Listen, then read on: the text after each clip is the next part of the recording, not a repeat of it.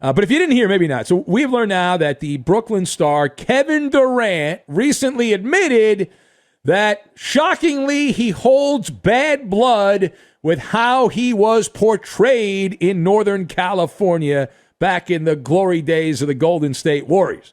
Now, how do we know this? We know this because Durant said it. He complained to a basketball scribe from The Ringer that the media's coverage of his then impending free agency in his final year with Golden State was a reason of his anger and his distaste.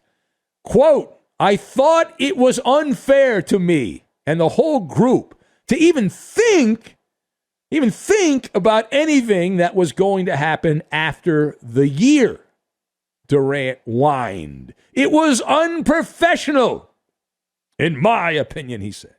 Quote continues. Durant went on to say that he felt like the media singled him out continuously, portraying the team as KD and the Warriors. He said, "I was expecting," this is a quote, "I was expecting, and maybe that's my fault, I was expecting the beat writers, whoever was on the beat there, whoever covered the team, to integrate me into the Warriors' way of doing things." And he said that didn't happen. He was upset by that. So let us discuss the toss-up question. Toss-up question. Is the real issue with the media being unfair to Kevin Durant, or is the issue with Kevin Durant? And the arrow is pointing at Kevin Durant. That's where the arrow is pointing. I've got diagnosis, kindergarten, and nomad. And we will put all of these things together. Make the Baba Ganoush. We're going to make the Baba Ganoush. So, to tip off Kevin Durant giving a lecture about the media is a 10 out of 10. It's on brand. We learned years ago from a Hall of Fame receiver, you got to have a fall guy. Got to have a fall guy.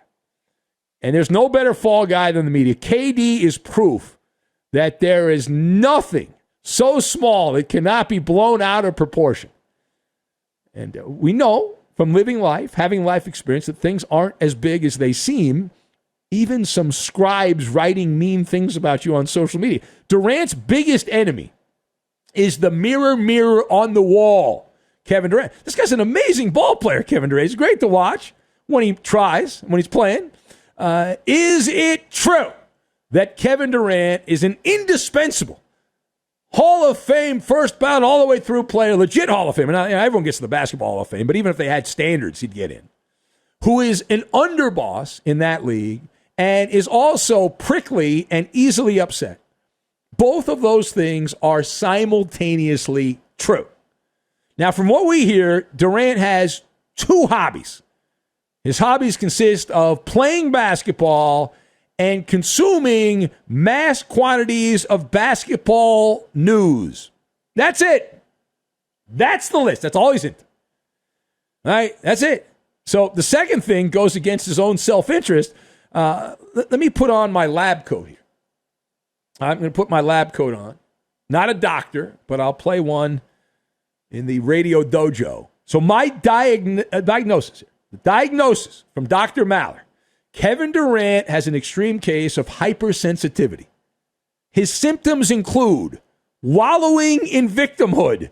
And it's really bad. It's spreading. It's spreading from him to other people. Now, just because you've identified a problem, we know, does not mean that you're any closer to solving it.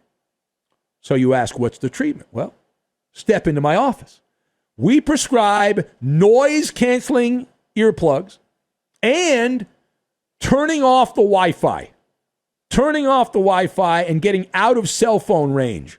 This will dramatically lessen the impact, the effects of the hypersensitivity from mass media. Now, furthermore, so Kevin Durant has a fundamental flaw with how the sports media is supposed to work. He apparently believes the beat writer's job, their job is to be under his thumb, that they are at his beck and call. KD is the one in control. They are supposed to regurgitate and parrot whatever KD says and don't speak out of class. So this means that the people covering those Golden State Warrior teams were guilty of a dereliction of duties in the eyes of Kevin Durant. Now, from this side of the microphone, from where we stand, it is true that many in the NBA media are beholden to the players. LeBron at any time has 7 or 8 NBA writers walking, half behind him, half in front of him. The people in front are throwing rose petals down for LeBron, and the people in back are picking up the rose petals to give to the people in front to throw down again. And they get bubble baths. There's a lot of fanboys in the media, basketball media. However, there are still somehow a handful of nonconformists who are still lurking around. Free thinkers who don't just repeat the talking points, and that annoys guys like Kevin Durant. Another thing that fascinates me, we've talked a lot about Durant and this issue over the years. Another thing that fascinates me is that he clearly did not do well in kindergarten. There's a famous book that was written many years ago called All I Really Need to Know I Learned in Kindergarten. I believe a lot of that is true. Give you an example. Life lessons from nursery rhymes. Sticks and stones may break my bones, but words will never hurt me. Kevin Durant has empowered Skip Bayless and Stephen A. Smith in particular over the years. They are now permitted to take as much real estate as they want in Durant's head. They actually influence his mood. I'm convinced that depending on what Stephen A. Smith and Skip Bayless say on their shows, that will impact the mood of Kevin Durant that day. It's fascinating to me. I go by the standard. There's a great quote by a president's wife, First Lady Eleanor Roosevelt, back in the day. She said, "No one can make you feel inferior without your consent." That's also a lesson that should be taught to people. That and just those two things. If you teach kids, I'll get my bully pulpit here, that sticks and stones may break your bones, but names will never harm you, and that no one can make you feel inferior without your consent, then I would probably be out of a job because a lot of the things we talk about would not exist, but the world would be a better place, the sporting world in particular. Now, parting shot on this. In the same airing of grievances, Kevin Durant made a bonus gripe that got our attention. If you saw this one or not, maybe you missed it. So KD said it would be bad for basketball if blank and blank don't do blank. I'll fill in the blanks. Kevin Durant said it would be bad for basketball if both Oklahoma City and Golden State don't retire his jersey.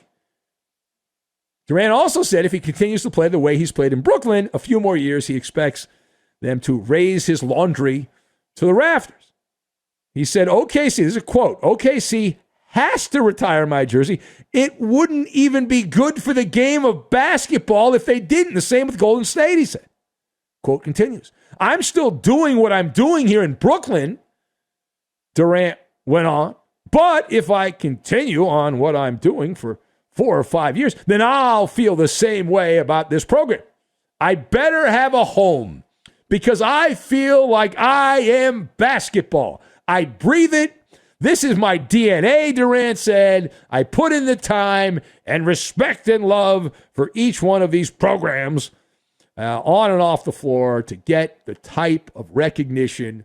If I don't do it, then it's personal. Say what?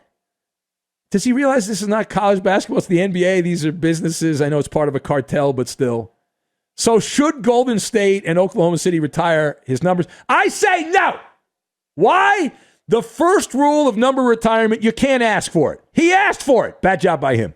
Now, I stand on the side of the aisle that is anti-number retirement. And you certainly can't ask for it. Then you're on a canoe. It's a douche canoe when you do that. Here's the problem. And Durant did not factor this in. When you become a basketball nomad, there's a price to pay. You are free to roam around. Durant's been a free agent. He's changed teams multiple times. That's his right. You can do that. But when you change teams as often as Kevin Durant has done, when you don't put down roots, you become the bohemian baller. Number retirements are lame anyway. Don't like them.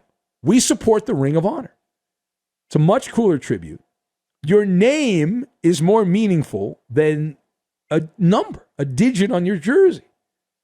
And there's that great quote from Dale Carnegie in his long ago book that the person's name is the sweetest and most important sound in any language. And so the name, put the name up there in the Ring of Honor. Now, do I think Golden State and Oklahoma City are ultimately going to retire Kevin Durant's number? Of course. These are marketing vehicles is what they are. You can sell a lot of T-shirts and trinkets and all that. And so that it's become that. That's what it is. It used to be like if you died at a young age, they retired your number. Or you had to be one of the all-time greats.